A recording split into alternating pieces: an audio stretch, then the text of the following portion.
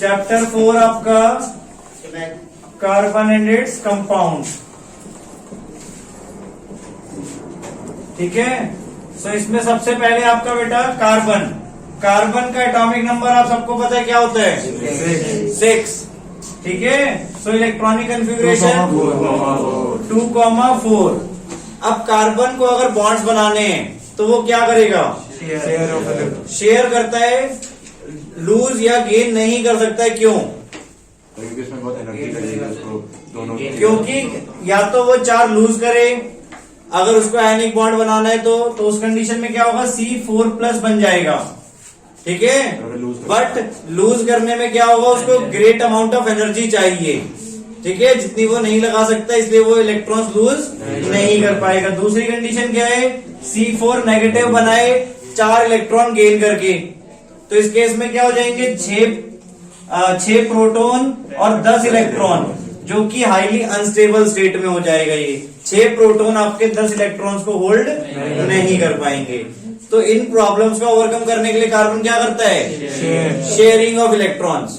अब जो bond sharing of electron से बनते हैं उन्हें हम क्या कहते हैं? Covalent bonds. ठीक है, जो ट्रांसफर से बनते थे उन बॉन्ड्स को हम क्या कहते थे? Ionic bond. कोवेलेंट बॉन्ड्स कैसे बनते हैं? By sharing of electrons. So covalent bonds के और एग्जांपल्स, हाइड्रोजन के बीच में, हाइड्रोजन के पास आउटर मोस्ट में कितने इलेक्ट्रॉन्स होते हैं? 1। तो हाइड्रोजन क्या करता है? अपने दूसरे एटम्स ऑफ हाइड्रोजन के साथ कोवेलेंट बॉन्डिंग बनाता है। कैसे? हाइड्रोजन को कंप्लीट करने के लिए कितने इलेक्ट्रॉन चाहिए? 2। तो वो दोनों अपने अपने इलेक्ट्रॉन्स को बीच में रख देते हैं और दोनों उस इलेक्ट्रॉन्स को यूज कर रहे हैं। यानी अब अगर हम जो रिंग बना रहे हैं, देखो इस रिंग में हम क्या दिखा रहे हैं कि दोनों के पास 2 इलेक्ट्रॉन्स हैं। ठीक है, क्लियर? सो इस तरीके से हम इसको कैसे शो करेंगे? H-H। Single bond. ठीक है, सिंगल कोवेलेंट बॉन्ड। ये किसका एग्जांपल हो गया? सिंगल कोवेलेंट बॉन्ड का। इसी तरह डबल कोवेलेंट बॉन्ड के एग्जांपल के लिए हम क्या बताते हैं? ऑक्सीजन का। ऑक्सीजन के पास आउटर मोस्ट में कितने इलेक्ट्रॉन्स होते हैं? 6। तो उसको कितने शेयर करने हैं अगर कंप्लीट करना है अपना ऑक्टेट? तो वो दूसरे ऑक्सीजन के साथ शेयर करता है। क्लियर? तो यहाँ पे उसके 4 तो अलग हैं और 2 उसने अपने शेयर कर लिए। ठीक है, तो यहाँ पे क्या बन गया आपका? Double bond. और 4 इलेक्ट्रॉन आप अलग से यहाँ पर दिखा सकते हैं इन दोनों के ही। क्लियर? यानी जो बॉन्ड फॉर्मेशन में है उसमें 2 ही इलेक्ट्रॉन दोनों तरफ से पार्ट ले रहे हैं। ठीक है, इसको क्या बोलेंगे? Double covalent bond. ठीक है, अभी जो हम बात कर रहे हैं वो सेम एलिमेंट्स के बीच में कर रहे हैं। अलग अलग एलिमेंट्स के बीच में भी बॉन्ड्स बन सकते हैं कोवेलेंट के। लाइक H2O में, H2O में आपको पता है हाइड्रोजन के पास 1 इलेक्ट्रॉन होता है, ऑक्सीजन के पास 6। ठीक है, तो दोनों तरफ वो क्या करता है? एक हाइड्रोजन के साथ अपना इलेक्ट्रॉन शेयर करता है। तो टोटल ऑक्सीजन के पास भी 8 कंप्लीट हो जाते हैं। यानी ऑक्सीजन 2 हाइड्रोजन के साथ सिंगल बॉन्ड बना रहा है, तब जाके आपका H2O फॉर्म हो रहा है। In the last chapter we came to know many compounds of importance to us. In this chapter we will study about some more interesting compound and their properties. So also we shall be learning about carbon, an element which is of immense significance to us in both its chemical form and in the combined form. ठीक है, carbon आपके लिए क्या है? एक important compound है, important element है, sorry. ठीक है, केमिकल फॉर्म, कंबाइंड फॉर्म में भी और एलिमेंटल फॉर्म में भी। ठीक है, look at the items that come in the last column of the above table. अब यहाँ पे क्या बोले टेबल में आपको बनाने के लिए? Things made of metal, things made of glass and clay. What would be the product if a compound containing carbon is burned? बताओ क्या होगा अगर हम कोई भी कंपाउंड कंटेनिंग कार्बन को बर्न करेंगे? तो क्या प्रोडक्ट्स फॉर्म होंगे आपके? Carbon dioxide and water vapour. ठीक है, कभी भी आप कार्बन कंटेनिंग कंपाउंड्स को बर्न करोगे तो क्या फॉर्म होगा? Carbon dioxide. क्योंकि बर्निंग के लिए ऑक्सीजन गैस रिस्पॉन्सिबल होती है, so carbon plus oxygen carbon dioxide आपकी फॉर्म हो जाएगी। Clear? Now food, clothes, medicines, books or many of the things that you listed are all based on this versatile element carbon. In addition, all living structures are carbon based. The amount of carbon present in the earth crust and in the atmosphere is quite megger मतलब बहुत ही कम है, ठीक है। The earth crust has only 0.02% of carbon in the form of minerals and the atmosphere has 0.03% of carbon dioxide. In spite of this small amount of carbon available in nature, the importance of carbon seems to be immense. Immense means बहुत ज्यादा है आपकी. Clear? ठीक है. Carbon की importance कम नहीं होती है, चाहे उसकी परसेंटेज हमारे पास क्या है, बहुत ही कम है. ठीक है. In this chapter we will know about the properties of carbon which make carbon so important to us. ठीक है. इस चैप्टर में बेसिकली आप क्या पढ़ रहे हो कि कार्बन हमारे लिए क्यों इतना इंपॉर्टेंट है कि हमें देखो इवन केमिस्ट्री का पूरा चैप्टर ही आपका कार्बन के नाम पे रख दिया गया है. ठीक है. तो ऐसी क्या खास बात है कार्बन में? तो सबसे पहले बॉन्डिंग इन कार्बन, जो अभी हमने डिस्कस की कि कोवेलेंट बॉन्ड्स ही कार्बन फॉर्म करता है हमेशा. उसके बारे में देखो रीजन वगैरह सब कुछ दिया आपको. In the previous chapter we have studied the properties of ionic compound. We saw that ionic compounds have high melting and boiling points and conduct electricity in solution or in the molten state. ठीक है. आपके जो ionic compounds हमने पढ़े थे, ionic compounds कौन से थे? जो इलेक्ट्रॉन ट्रांसफर करने पर बनते हैं. ठीक है. तो उनका मेल्टिंग और बॉइलिंग पॉइंट क्या होता है? हाई होता है. और वो इलेक्ट्रिसिटी कंडक्ट करते हैं किसमें? सोल्यूशन में या फिर मोल्टन स्टेट में. सोल्यूशन कौन सा? आयनिक कंपाउंड सॉल्युबल होते हैं वाटर में. ठीक है. तो वाटर में सॉल्युबल करके हम सॉल्यूशन बनाते हैं तो वो इलेक्ट्रिसिटी कंडक्ट करेंगे. ठीक है. We also saw how the nature of bonding in ionic compounds explain these properties. Let us now study the properties of some carbon compounds. Most carbon compounds are poor conductors of electricity as we have seen in chapter 2. ठीक है. Carbon compounds जैसे हमने एक acetic acid वाला example देखा था. Acetic acid weak acid होता है आपका. ठीक है. और आपके जितने भी कार्बन कंपाउंड्स हैं उनका क्या होता है? पुअर कंडक्टर्स ऑफ इलेक्ट्रिसिटी होते हैं. ठीक है. और अब इस टेबल 4.1 में देखो आपको दिया हुआ है मेल्टिंग और बॉइलिंग पॉइंट. तो आप देखोगे मेल्टिंग एंड बॉइलिंग पॉइंट जो कार्बन कंपाउंड्स के वो क्या है?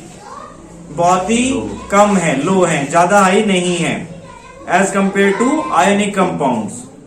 So we can conclude that the force of attraction between the molecule are not very strong. ठीक है. कार्बन कंपाउंड्स में या फिर कोवेलेंट बॉन्ड्स में आपकी जो फोर्सेस ऑफ अट्रैक्शन होगी वो क्या होगी? इतनी स्ट्रांग नहीं होगी. Since these compounds are largely non-conductors of electricity, we can conclude that the bonding in these compounds does not give rise to any ions. Clear? ये कंपाउंड्स आपकी इलेक्ट्रिसिटी कंडक्ट नहीं करते हैं तो हम सिंपली कह सकते हैं कि इनसे आपके आयंस नहीं फॉर्म होंगे. क्लियर? जब हम किसी आयनिक कंपाउंड को ब्रेक करते हैं तो आयंस फॉर्म होते हैं, कैटायन और एनायन. बट यहां पर आपके कैटायन एनायन फॉर्म्स नहीं करेंगे. In class 9 we learned about the combining capacity of various elements and how it depends on the number of valence electrons. ठीक है. क्लास 9 में आपने वैलेंसी के बारे में पढ़ा था. वैलेंसी क्या थी? Combining capacity of various elements. अब वो कैसे डिपेंड करती है नंबर ऑफ वैलेंस इलेक्ट्रॉन्स के ऊपर, वो भी आपने पढ़ा था. जैसे कार्बन का एटॉमिक नंबर क्या है? 6. इलेक्ट्रॉनिक कन्फिग्रेशन क्या हो जाएगी? 2,4. अब इसकी वैलेंसी अगर हम बताना चाहें तो कितनी होगी? 4. यानी इसे 4 इलेक्ट्रॉन या तो गेन करने हैं या फिर लूज करने हैं. ठीक है. ये तो हो गया मैथमेटिकल वे में. बट एक्चुअली कार्बन नहीं कर पाता है. देखो उसके बाद आगे क्या लिखा है नेक्स्ट पैराग्राफ में. We know that the reactivity of elements is explained as their tendency to attain a completely filled outer shell. ठीक है. हम रिएक्टिविटी बता सकते हैं कि जैसे उसको अपना आउटर शेल फिल करना है उसके लिए क्या रिक्वायरमेंट होंगी. So that is attain noble gas configuration. Elements forming ionic compounds achieve this by either gaining or losing electrons from the outermost shell. So in the case of carbon it has 4 electrons in its outermost shell and needs to gain or lose 4 electrons to attain noble gas configuration. So but क्या होता है देखो, if it were to gain or lose electrons, first condition it could gain 4 electrons forming C4 negative anion, but it would be difficult for the nucleus with 6 protons to hold on to 10 electrons, that is 4 extra electrons. ठीक है. Nucleus के लिए मुश्किल हो जाएगा hold करना उसे 6 proton को 10 इलेक्ट्रॉन्स को होल्ड करना. ठीक है. सेकंड चीज, it could lose 4 electrons forming C4 plus cation, but it would require a large amount of energy to remove 4 electrons, leaving behind a carbon cation with 6 protons in its nucleus, holding on to just 2 electrons. Clear? एक तो पहले large amount of energy चाहिए और उसके बाद उसके पास क्या रह जाएगा, सिर्फ दो इलेक्ट्रॉन्स रह जाएंगे, तो तब भी वो अनस्टेबल स्टेट में आ जाएगा. Clear? So carbon overcomes this problem by sharing its valence electrons with other atoms of carbon और with atoms of other elements. Clear? Carbon के साथ भी शेयर कर सकता है और अदर एटम्स के साथ भी शेयर कर सकता है. Not just carbon but many other elements form molecule by sharing electrons in this manner. The shared electrons belong to the outermost shell of both the atoms and lead to both atoms attaining the noble gas configuration. अब कोई भी atom कब करेगा share अपने electrons को, जब उसको अपनी इलेक्ट्रॉनिक कन्फिग्रेशन फुलफिल करानी होगी, नोबल गैस कन्फिग्रेशन अटेन करनी होगी. ठीक है, और वो हमेशा आउटरमोस्ट शेल से ही होंगे ये चीजें. ठीक है, sharing of electron outermost shell से ही होंगी. Now before going on to compounds of carbon, let us look at simple molecules formed by sharing of electrons. Simplest molecule formed in this manner is that of hydrogen. Hydrogen का जो आपको मैंने दिखाया कि hydrogen के पास क्या होता है, आउटरमोस्ट में 1 इलेक्ट्रॉन होता है. ठीक है, वो 1 इलेक्ट्रॉन दूसरे वाले हाइड्रोजन से शेयर करता है. ठीक है, सो आपका फॉर्मूला क्या बन जाता है, मतलब H2. ठीक है, और हाइड्रोजन मॉलिक्यूल आपका स्टेबल हो जाता है. क्लियर हो गया? नेक्स्ट पेज पे देख लो, इसकी फिगर आपको गिवन है सेम इसी वे में. दोनों के पास एक एक इलेक्ट्रॉन है. ठीक है, सेम वे ऑक्सीजन की बात की हुई है, देखो नीचे. इवन क्लोरीन का भी दिया है, क्लोरीन का एग्जांपल लिखा है, फिगर नहीं बनाई है. क्लोरीन में कितने इलेक्ट्रॉन्स होते हैं आउटरमोस्ट में? 7. क्लोरीन की atomic number 17, configuration 287. So chlorine के पास आउटरमोस्ट में कितने इलेक्ट्रॉन है? 7. तो वो क्या करेगा, अपना एक इलेक्ट्रॉन दूसरे वाले क्लोरीन एटम के साथ शेयर करेगा. ठीक है, देखो इसके भी यहाँ 7 बना दिए हमने, इसके भी 7 बना दिए. अब ये इसका एक एक इलेक्ट्रॉन जो दोनों का है वो दोनों आपस में शेयर कर रहे हैं, तो क्लोरीन के बीच में आपका सिंगल बॉन्ड बन रहा है. क्लियर? और दोनों नोबल गैस कन्फिग्रेशन अटेन कर रहे हैं. क्लियर हुआ बेटा? तो ऐसे आप किसी भी एटम का बना के चेक कर सकते हो. ठीक है, नाउ इवन आपको देखो नीचे नाइट्रोजन का भी दिया हुआ है. नाइट्रोजन का एटॉमिक नंबर क्या होता है? 7. सो कन्फिग्रेशन क्या हो जाएगी? 2,5. सो आउटर मोस्ट में कितने इलेक्ट्रॉन है नाइट्रोजन के? 5. कंप्लीट करने के लिए कितने चाहिए?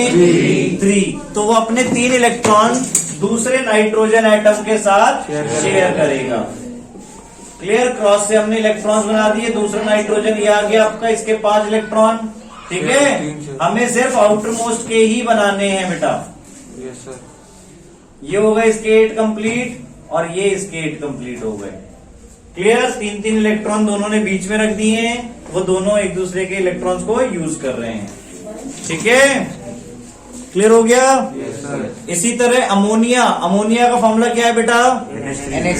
NH3. तो उसमें क्या होगा, नाइट्रोजन के पास आउटर मोस्ट में कितने इलेक्ट्रॉन्स हैं? 5. ठीक है, तो अब वो 3 अलग अलग हाइड्रोजन के साथ अपना एक एक इलेक्ट्रॉन शेयर करेगा. तो हाइड्रोजन को कितने चाहिए कंप्लीट करने के लिए? 2. तो 2 मिल गए. और नाइट्रोजन को 8 चाहिए, तो 5 उसकी और 3 अलग अलग हाइड्रोजन के एक एक. ठीक है, एक एक इलेक्ट्रॉन फ्रॉम 3 हाइड्रोजन. तो 5 + 3 8 इलेक्ट्रॉन पूरे हो गए नाइट्रोजन के पास. क्लियर बेटा? Yes sir. तो इस तरीके से आप स्ट्रक्चर्स बना सकते हो. कोवेलेंट बॉन्ड्स हमेशा किनके बीच में फॉर्म हो करेगा?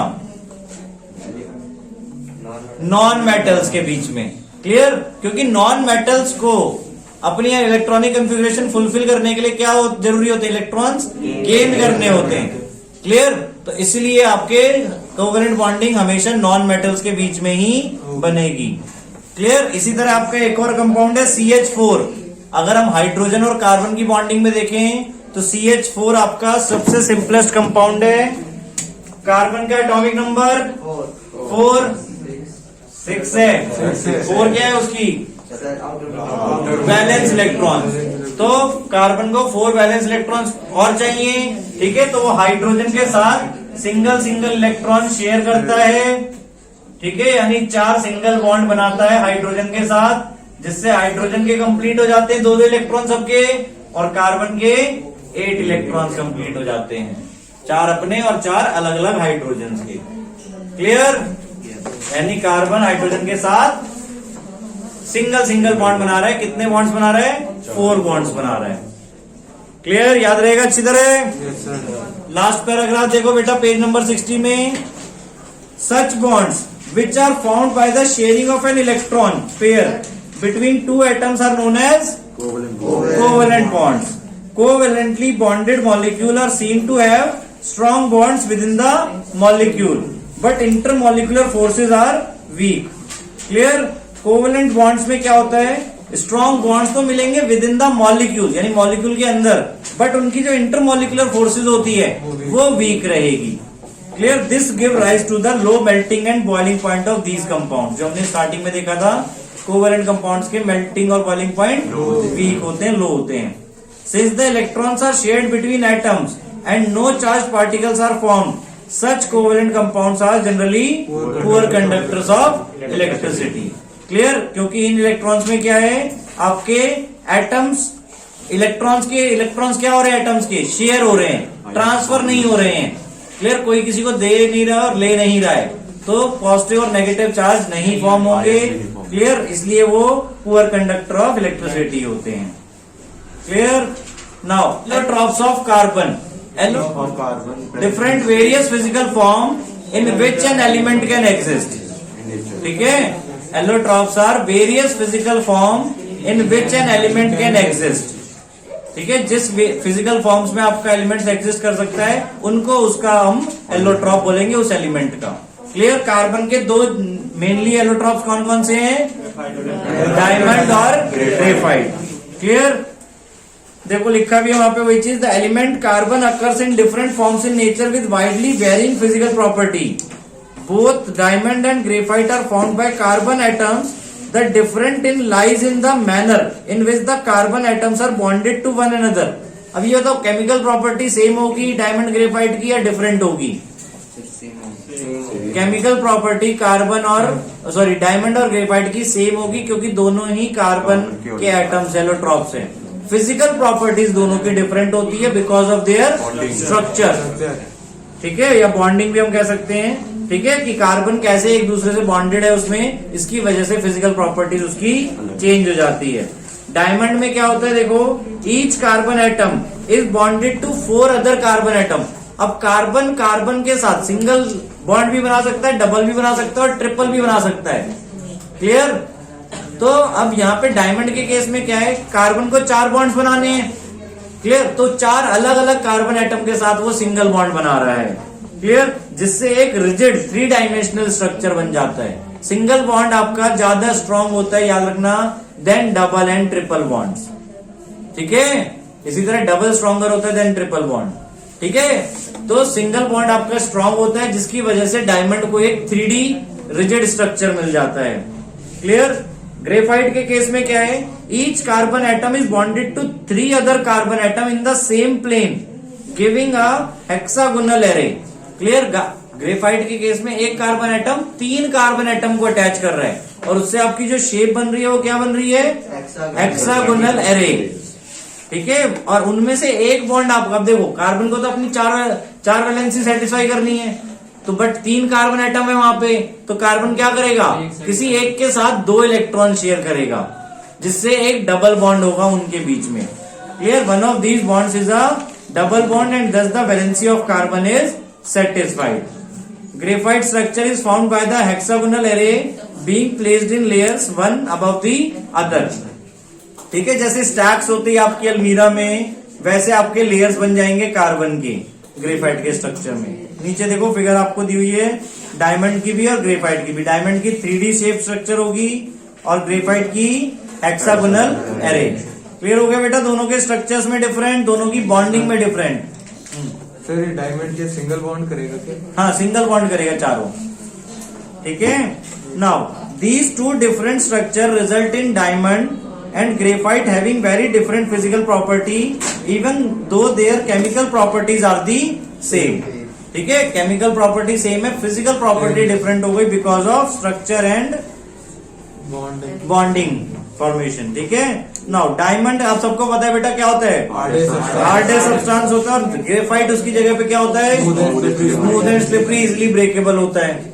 ठीक है. Graphite is also a very good conductor of electricity unlike other non metals that you studied in the previous chapter. But graphite में खास बात क्या है कि गुड कंडक्टर ऑफ इलेक्ट्रिसिटी होता है, जैसे कि आपके अदर नॉन मेटल्स नहीं होते. Clear. Now diamond can be synthesized by subjecting pure carbon to very high pressure and temperature. Diamond कैसे बनाया जा सकता है,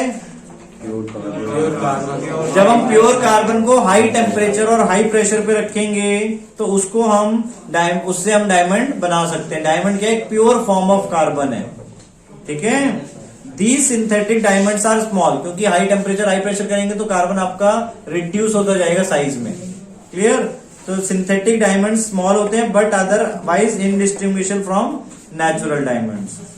नाउ फुलरीन्स. अब एक और टाइप आपका है, देखो एलोट्रॉप्स ऑफ कार्बन में जो बहुत रेयरली फाउंड होता है, that is fullerenes from another class of carbon allotropes. The first one to be identified was C60 which has carbon atoms arranged in the shape of a football. Clear. सबसे पहला आपका जो था वो C60 था, जिसमें कार्बन एटम्स किस shape में है, फुटबॉल शेप में. अब ये since this looked like the geodesic dome designed by the US architect Buckminster Fuller, so the molecule was named fullerene. Clear. ये एक जियोडेसिक डोम बनाया था किसने, US आर्किटेक्ट बकमिस्टर फुलर ने, तो उनके नाम पे इसका नाम रख दिया गया. ठीक है, फुलरीन. ना उसके नीचे क्वेश्चन आंसर से बेटा ध्यान से देखो. What would be the electron dot structure of carbon dioxide which has the formula CO2. तो CO2 में क्या होगा आपका,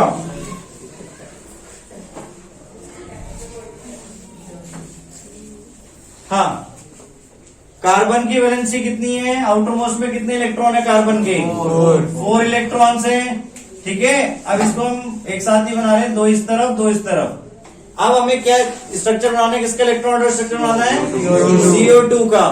सो ऑक्सीजन कितने वहां पे, 2. ऑक्सीजन को कंप्लीट करने के लिए कितने इलेक्ट्रॉन्स और चाहिए होते हैं, तो वो कार्बन के साथ अपने 2 इलेक्ट्रॉन शेयर करेगा.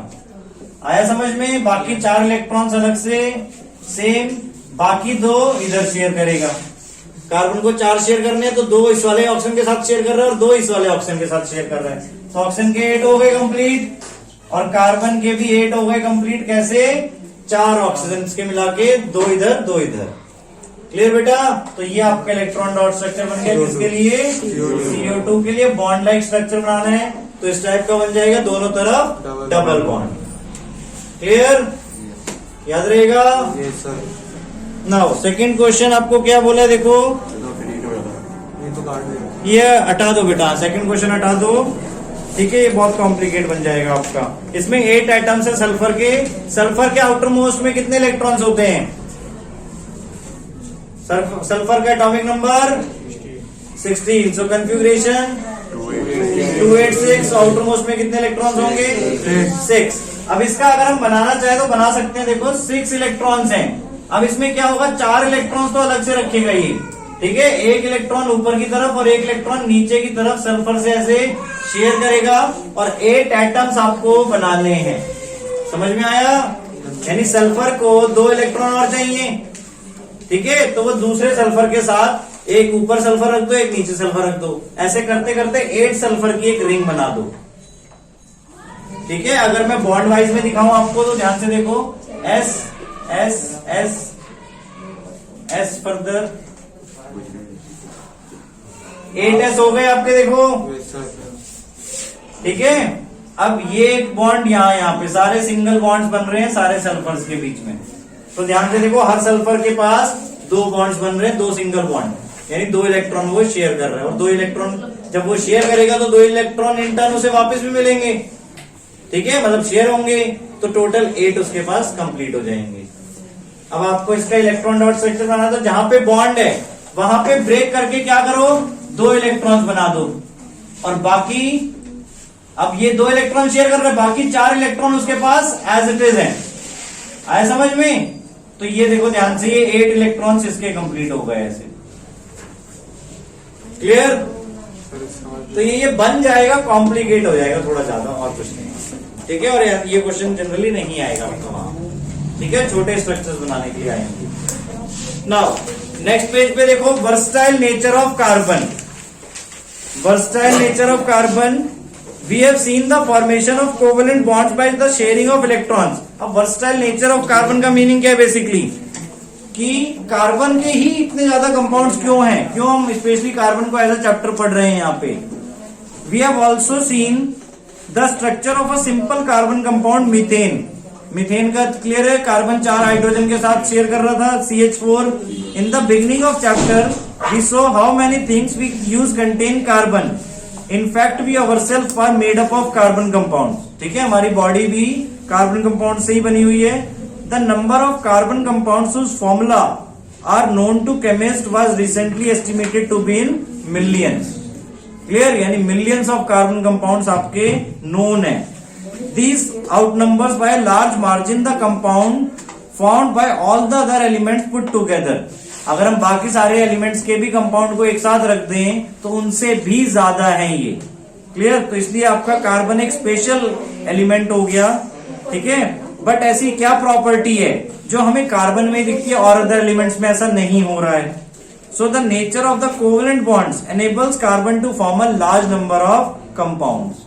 Clear, carbon easily covalent bonds बना सकते हैं, जैसा हमने देखा किसी भी एटम्स के साथ, किसी भी अदर एटम्स के साथ। ठीक है, तो इसलिए कार्बन के इतने सारे कंपाउंड्स फॉर्म हो पा रहे हैं। ठीक है, सो इनके लिए 2 फैक्टर्स मेनली। पहला, carbon has the unique ability to form bonds with other atoms of carbon.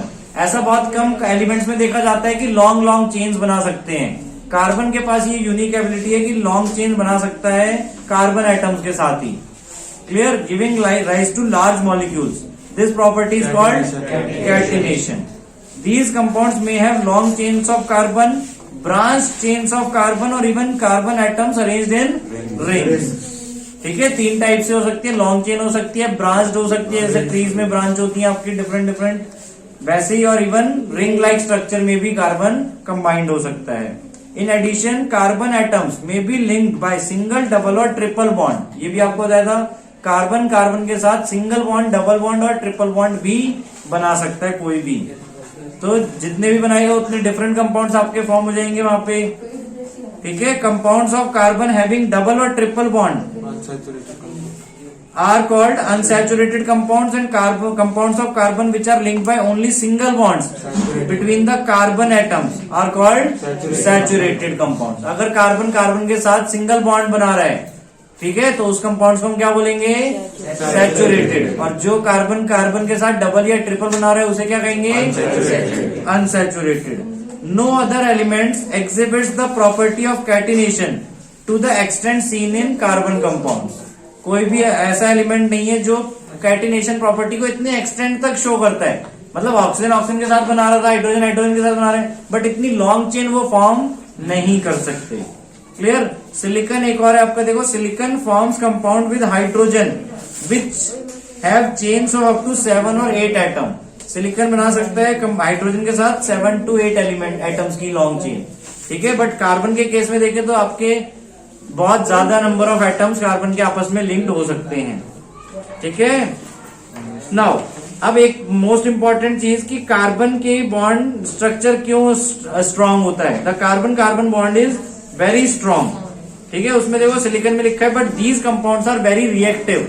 Silicon form तो कर देता है लॉन्ग चेन, बट वो रिएक्टिव होती है, तो वो ब्रेकअप हो जाती है कुछ टाइम के बाद।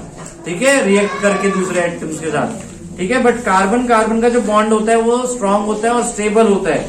सो this gives us the large number of compounds with many carbon atoms link to each other. Clear, अब कोई कंपाउंड है जिसमें 5 कार्बन है, कोई ऐसा कंपाउंड है जिसमें 6 है, 7 है, 8 है, तो सारे कंपाउंड आपके डिफरेंट हो जाएंगे। ठीक है, नाउ सेकेंड पॉइंट क्या, ध्यान से देखो, second reason, since carbon has a valency of 4, it is capable of bonding with 4 other atoms of carbon or atoms of some other monovalent element clear, carbon की valency क्या है 4 है, तो carbon के पास कैपेसिटी है कि वो या तो 4 कार्बन एटम के साथ ही बॉन्ड बना ले या 4 डिफरेंट एटम्स के साथ बॉन्ड्स बना ले। क्लियर, डिफरेंट एटम्स कौन कौन से, like oxygen, hydrogen, nitrogen, sulphur, chlorine and many more. ठीक है, सो जिससे क्या होगा, अब जितने अलग अलग एलिमेंट्स के साथ बॉन्ड बनाएगा उतना डिफरेंट कंपाउंड्स वो फॉर्म होंगे और उतनी डिफरेंट उनकी केमिकल प्रॉपर्टीज बन जाएंगी। क्लियर, आगे समझ में क्यों कार्बन के इतने सारे एटम्स हमारे पास कंपाउंड्स अवेलेबल हैं। ठीक है, now again the bonds that carbon forms with most other elements are very strong. आपके अब ये भी अगर कार्बन दूसरे एटम के साथ बॉन्ड बना रहा है तो वो भी स्ट्रॉन्ग होते हैं। ठीक है, and making these compounds exceptionally stable. So one reason for the formation of strong bond by carbon is its small size. ठीक है, कार्बन जो बॉन्ड बनाता है और अदर एलिमेंट्स के साथ वो स्टेबल होते हैं। क्या रीजन है उसका, because of its small size. Small size होने की वजह से कार्बन का जो न्यूक्लियस है वो दूसरे न्यूक्लियस तक फोर्स इजीली एक्सर्ट कर पाता है। देखो लिखा है उसमें आगे, this enables the nucleus to hold on to the shared pair of electron strongly. The bonds found by elements having bigger atoms are much weaker. ठीक है, जितने बड़े एलिमेंट्स के साथ बॉन्ड बनेगा उतना वीकर होता जाएगा आपका कोवेलेंट बॉन्ड्स। ठीक है, नाउ नेक्स्ट टॉपिक देखो, organic compounds. The two characteristic features seen in carbon that is tetravalency and catenation. These put together give rise to a large number of compounds. ठीक है, दो main characteristic क्या है carbon की, आपकी catenation और tetravalency. इन दोनों को मिला के एक large number of carbon compounds आपके फॉर्म हो जाते हैं।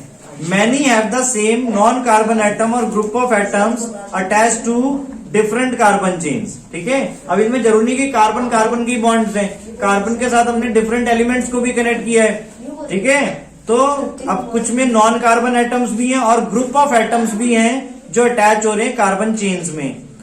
These compounds were initially extracted from natural substance and it was thought that these carbon compounds or organic compound could only be found within a living system. Clear? अब ये generally हमारे जो पहले carbon compound थे वो generally living organism से extract किए जाते थे। तो पहले ये माना गया कि ये सिर्फ हमारे लिविंग सिस्टम के अंदर ही कार्बन कंपाउंड्स बनाए जा सकते हैं। क्लियर, या प्रोड्यूस हो सकते हैं। ठीक है, so that is it was postulated that the vital force was necessary for their synthesis, कि एक वाइटल फोर्स नेसेसरी है इनको बनाने के लिए जो सिर्फ लिविंग ऑर्गेनिजम्स के अंदर होती है।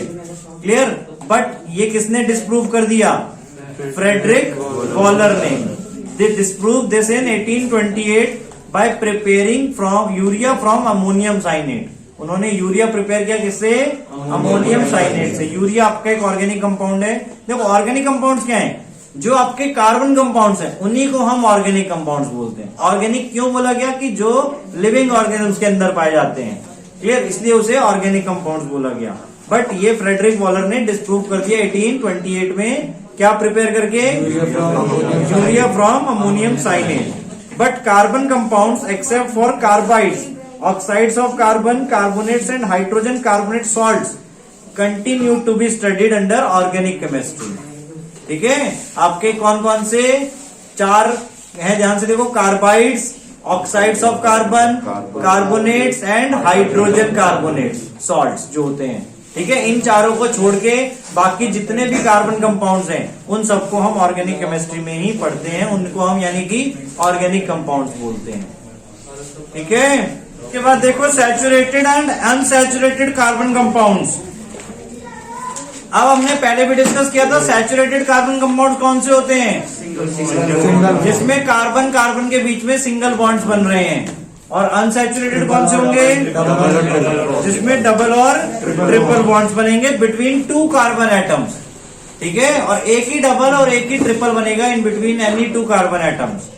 ठीक है, अब इसमें ध्यान से देखो, इसमें दिखाया स्ट्रक्चर बनाने के लिए आपका सपोज 2 कार्बन है, हम उसका क्या कर रहे हैं, सैचुरेटेड कंपाउंड बना रहे हैं। तो 2 कार्बन को हमने बनाया, उनके बीच में कौन सा बॉन्ड बनाया हमने, सिंगल बॉन्ड। ठीक है, इलेक्ट्रॉन डॉट स्ट्रक्चर नहीं, नॉर्मल स्ट्रक्चर अपन को बनाना है यहाँ पे। अब कार्बन की कितनी वैलेंसी और रह गई बेटा इस वाले कार्बन की? 3। तो ये किसके साथ शेयर करेगा बाकी 3? हाइड्रोजन के साथ। तो 3 हाइड्रोजन हमने सिंगल बॉन्ड से अटैच कर दिया, हाइड्रोजन के साथ हमेशा सिंगल बॉन्ड ही फॉर्म करेगा। सिमिलरली इसमें भी 3 हाइड्रोजन के, क्लियर? तो ये क्या फॉर्मूला बन गया आपका? C2H6 और इसका नाम क्या हो जाएगा? इथेन। क्लियर? नॉमेनक्लेचर के लिए फर्दर देखो क्या नॉमेनक्लेचर कैसे करते हैं हम। अगर एक कार्बन है तो उसके लिए हम मेथ यूज करते हैं, 2 कार्बन है तो एथ, 3 कार्बन है तो प्रोप, 4 कार्बन है तो ब्यूट, 5 कार्बन है तो पेंट, 6 कार्बन है तो हेक्स, 7 कार्बन है तो हेप्ट, 8 कार्बन है तो ऑक्ट, 9 है तो नॉन और 10 है तो डेक। ठीक है? 11, 12 के लिए अनडेक और डोडेक। क्लियर? फर्दर उसके बाद हमें क्या डिसाइड करना है कि टाइप ऑफ स्ट्रक्चर कैसा बन रहा है। Type of bond, single bond है, डबल बॉन्ड है, ट्रिपल बॉन्ड है। क्लियर? अगर सिंगल बॉन्ड होगा तो उसे हम क्या बोलेंगे? सिंगल बॉन्ड के लिए क्या बोलेंगे? एल्केन। और नेम में क्या यूज करेंगे? एन। क्लियर? अब जैसे यहां पर आप देख रहे हो इथेन बना इसका नाम, क्यों? क्योंकि 2 कार्बन है तो एथ यूज किया हमने। सिंगल बॉन्ड बन रहा है कार्बन कार्बन के बीच में, क्लियर? तो हमने एन यूज किया तो इथेन नाम बना आपका। क्लियर? ऐसे ही डबल बॉन्ड है तो एल्कीन कहते हैं उन्हें, डबल बॉन्ड स्ट्रक्चर्स को। ठीक है? और नेम के पीछे क्या यूज करते हैं? इन। यानी अगर हम सपोज यहाँ पे कार्बन कार्बन के बीच में, अब ध्यान से देखो, अब इसको अगर हम दोबारा स्ट्रक्चर बनाएं, ठीक है, हाइड्रोजन हटा दिया हमने पहले, कार्बन कार्बन के बीच में क्या कर रहे हैं? डबल बॉन्ड बना रहे हैं। तो अब इस कार्बन के पास कितनी वैलेंसी रिमेनिंग रह गई? 2। तो 2 हाइड्रोजन के साथ सिंगल सिंगल बॉन्ड बनाया। सिमिलरली इसके पास भी 2 वैलेंसी बच गई तो ये सिंगल सिंगल बॉन्ड बनाया। अब फॉर्मूला क्या हो गया आपका? C2H4 और नेम में क्या हो जाएगा बेटा आपका? इथीन। इथ रहेगा क्योंकि 2 कार्बन है और इन आ गया डबल बॉन्ड के लिए। क्लियर? इसी तरह ट्रिपल बॉन्ड बेटा, ट्रिपल बॉन्ड के लिए एल्काइन। ठीक है? ALKYNE और नेम में क्या यूज होगा? आइन, YNE। क्लियर? पढ़ने में आइन बोलेंगे मतलब। क्लियर? अब जैसे इसी में देखें, अगर हम कार्बन कार्बन के बीच में ट्रिपल बॉन्ड बना दें तो कितने हाइड्रोजन की जरूरत होगी? दोनों तरफ एक एक। तो फॉर्मूला क्या बनेगा इसमें? C2H2 और नेम क्या बन जाएगा इसका? Ethyne, ETHYNE। क्लियर? ऐसे ही अगर हम नंबर ऑफ कार्बन एटम्स बढ़ाएंगे, अब देखो सिंगल, डबल या ट्रिपल, डबल या ट्रिपल जो है वो कोई भी 2 कार्बन एटम के बीच में बनेगा, बाकी जितने भी कार्बन एटम होंगे वो सिंगल एटम से ही बनेंगे। यानी हम इसमें अगर सपोज कार्बन एटम बढ़ाना चाहते हैं तो क्या हो जाएगा? देखो यहाँ पे हमने एक और कार्बन एटम बढ़ा दिया। अब इस कार्बन की 4 वैलेंसी सेटिस्फाई हो गई, 3 इस तरफ 1 इस तरफ। अब इसके पास कितने हाइड्रोजन आएंगे? 3। तो 3 हाइड्रोजन हमने लगा दिए। यहां तक क्लियर बेटा? अब इसका फॉर्मूला क्या होगा? C3 और H4। ठीक है? हाइड्रोजन आपके 4 लग रहे हैं यहाँ पे, 1 और 3 यहाँ पे 4। क्लियर? अब इसका नेम क्या हो जाएगा? प्रोपाइन। अब देखो इसमें पीछे का नाम वही है YNE, ठीक है, और आगे का नाम बदल गया क्योंकि नंबर ऑफ कार्बन एटम बदल गए। क्लियर? और ट्रिपल बॉन्ड जो वो एक ही आ रहा है, ये नहीं कि हर जगह आपका कार्बन कार्बन के बीच में ट्रिपल बॉन्ड दिखेगा। पूरे स्ट्रक्चर में एक ही जगह ट्रिपल बॉन्ड दिख रहा है लॉन्ग चेन में। क्लियर? तो ऐसे ही हम कितने भी नंबर ऑफ कार्बन एटम्स की लॉन्ग चेन बना सकते हैं। और उसमें अगर सब में सिंगल बॉन्ड है तो एल्केन है, एक कोई डबल बॉन्ड है बिटवीन 2 कार्बन एटम्स तो एल्कीन है, ट्रिपल बॉन्ड है तो एल्काइन है। उसके बेसिस पे नाम चेंज हो जाएंगे आपके। क्लियर? नॉमेनक्लेचर क्लियर हो गया कार्बन कंपाउंड्स का, स्पेशली हाइड्रोकार्बन्स का। इनको हम क्या बोलते हैं? हाइड्रोकार्बन का compound formed by carbon and hydrogen. ठीक है? क्लियर हुआ ये चीज? सैचुरेटेड और अनसैचुरेटेड। सैचुरेटेड कौन से होंगे? जिसमें सिंगल बॉन्ड होंगे। अनसैचुरेटेड कौन होंगे? जिसमें डबल और ट्रिपल होंगे। और उनके अलग से नाम भी हमने दे दिया, एल्कीन और एल्काइन। ये आपके अनसैचुरेटेड होंगे और ये आपके सैचुरेटेड होंगे, एल्कीन्स। क्लियर यहां तक? स्ट्रक्चर बनाना भी आ गया। अब इस बेसिस पे बेटा मॉलिक्यूलर फॉर्मूला क्या हो जाएगा आपका इन तीनों का? Molecular formula of alkanes. Alkanes का मॉलिक्यूलर फॉर्मूला क्या हो जाएगा? मॉलिक्यूलर फॉर्मूला मतलब कि कितने कार्बन एटम और कितने हाइड्रोजन एटम उस बेसिस पर होंगे। CnH2n+2। यानी आप कोई भी एल्केन्स अगर बनाओगे तो उसमें जितने कार्बन एटम होंगे, हाइड्रोजन एटम उसमें हमेशा डबल से 2 ज्यादा होंगे। जैसे आपने पहला एल्केन देखा CH4, एक कार्बन है तो हाइड्रोजन डबल से 2 ज्यादा है। दूसरा एल्केन अगर आप बनाओगे दैट इज इथेन, ठीक है। ये कौन सा हो गया? मीथेन, ठीक है। स्ट्रक्चर बना के आप चेक कर सकते हो, इथेन, और ऐसे ही फर्दर आपके चलते जाएंगे। क्लियर? उसके बाद दूसरा आपका एल्कीन्स। एल्कीन्स का मॉलिक्यूलर फॉर्मूला क्या होगा? CnH2n, ठीक है। यानी इसमें क्या होगा? हाइड्रोजन कार्बन से डबल होंगे। क्लियर? तो इसमें क्या होगा? देखो पहला कंपाउंड आपका कहां से स्टार्ट होगा? C2H4 से। क्यों? क्योंकि एल्कीन्स में क्या होता है? Double bond. तो डबल बॉन्ड बनने के लिए बिटवीन 2 कार्बन एटम्स बनना जरूरी है। क्लियर? तो मिनिमम 2 कार्बन होना जरूरी है एल्कीन्स में, ठीक है। एल्केन्स में सिंगल बॉन्ड था तो वहां पे कार्बन और हाइड्रोजन के बीच में सिंगल बॉन्ड बन रहा है, ठीक है। एल्कीन्स, और तीसरा भी ऐसे ही आपका एल्काइंस। इन दोनों में मिनिमम कार्बन एटम्स क्या होंगे? 2 होंगे। फॉर्मूला इसका CnH2n-2, और इसका फॉर्मूला क्या बन जाएगा? C2H2। इसका नेक्स्ट कंपाउंड कौन सा होगा? C3 अगर कर दे तो H6, और इसमें C3H4, ठीक है। तो आपको अगर देखो फॉर्मूले से पहचानना है कि कौन सा एल्केन है, कौन सा एल्कीन है, कौन सा एल्काइन है, तो आपको वहां पे कार्बन और हाइड्रोजन के नंबर ऑफ एटम्स देखने हैं। अगर डबल है तो एल्कीन होगा, डबल से 2 ज्यादा है तो एल्केन, डबल से 2 कम है तो एल्काइन। आया समझ में? तो इस बेसिस पर आप एल्केन, एल्कीन, एल्काइन को डिस्टिंग्विश कर सकते हो बाय मॉलिक्यूलर फॉर्मूला, ठीक है। और उसके बाद आपको पता है ये दोनों क्या हैं?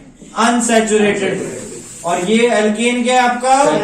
सैचुरेटेड। तो अगर आपको ये भी पूछा है कि सैचुरेटेड या अनसैचुरेटेड बताओ इनमें से कौन से हैं, तो जो एल्केन होगा वो सैचुरेटेड होगा, और जो एल्कीन और एल्काइन होगा वो अनसैचुरेटेड होगा। क्लियर? नेमिंग भी क्लियर हो गई, ये भी डिस्टिंग्विश क्लियर हो गया किसके बेसिस पर हम कर सकते हैं इनको अलग सेपरेटली। नेक्स्ट टॉपिक देखो बेटा आपका होमोलोगस सीरीज। अब होमोलोगस सीरीज क्या है आपकी? होमोलोगस सीरीज का मतलब है सीरीज ऑफ कंपाउंड्स जिसमें आपका जो डिफरेंस है, जैसे आपने मैथमेटिक्स में अरिथमेटिक प्रोग्रेशन पढ़ा है, वहां पे क्या नंबर्स प्रोग्रेशन में होते हैं, ठीक है। तो होमोलोगस सीरीज में क्या? सीरीज ऑफ कंपाउंड्स जिसमें कॉमन डिफरेंस आपका आगे बढ़ रहा है। जैसे कि अब होमोलोगस सीरीज अगर हम कार्बन कंपाउंड्स की देखें यहाँ पे, तो ये CH2। अब ध्यान से देखो, आपका एल्केन के हमने 2 एडजेसेंट यानी 2 सक्सेसिव कंपाउंड्स हमने ले लिया, तो इससे और इसमें क्या फर्क है? एक कार्बन बढ़ गया और 2 हाइड्रोजन बढ़ गए, तो यानी इन दोनों के बीच में डिफरेंस क्या हो गया? CH2। अगर हम इसका थर्ड मेंबर भी लिखें इस सीरीज का तो वो क्या बनेगा? C3H8, क्योंकि डबल से 2 ज्यादा होते हैं एल्केन्स में। तो इसमें अगेन आप इन दोनों के बीच में डिफरेंस देखोगे तो CH2 का आपको डिफरेंस मिलेगा, यानी एवरी सक्सेसिव मेंबर CH2 से सक्सीड कर रहा है आगे। क्लियर? अगर हम इसको एटॉमिक मास यूनिट वाइज देखें तो 14U एटॉमिक मास यूनिट आपकी बढ़ रही है।